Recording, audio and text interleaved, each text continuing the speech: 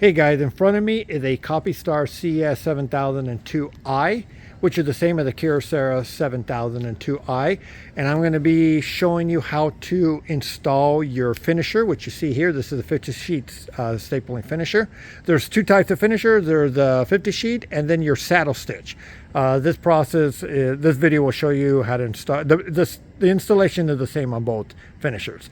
So if you're getting the machine from us, you will be receiving, of course, the main unit, the stapling finisher, and if you look inside here, you will find that little plastic tray that we show here will consist of this unit here, which is your bracket, and your exit tray, which we're going to go ahead and show you how to install it. Okay, so let's get started. I'm going to go ahead and position this machine at a better angle here.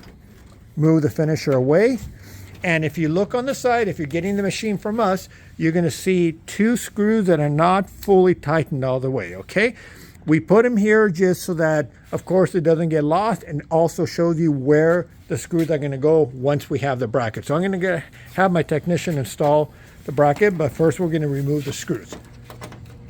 We're just using a regular Phillips screwdriver. We're using a power one to speed this video up, but a hand one is fine. So now we're going to get the bracket.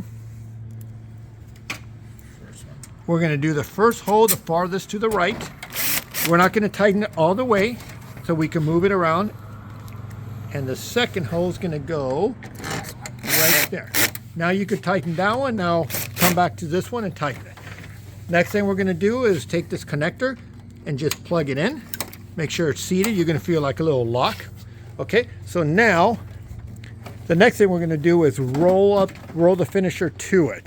Now, this is an important part that you need to make sure you pay attention to. You're going to find a screw here. You need to remove that screw, and that bracket's going to most likely pop out. Okay, if it doesn't, then it's fine, but sometimes it pops out. So what we're going to do is we need to pop this unit out, roll the finisher. Now you're going to see a pin here. This is a guide, and it's going to go into that slot. Once you put that in there, the rest connects right to it. So there you go. Now we're going to push that in. Sometimes you got to wiggle it depending if your floor is off, it's uneven. Once you have it pushed all the way, you put the screw in and you close the door. The last step is to put the exit tray. Now let me point something out here. You're going to see a couple pins here, or plastic lock, whatever you want to call it.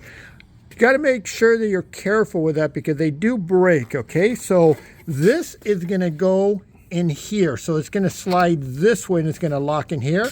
Same thing on this, so you have to kind of align it. So I'm going to kind of look in the bottom here, and if you see there, you see how that's sticking out a little. We can just barely gently push that in and do the same on this side, and then once you find right there, it's locked in place. Once you see the little clip in the bottom here, it's in place and you're good to go.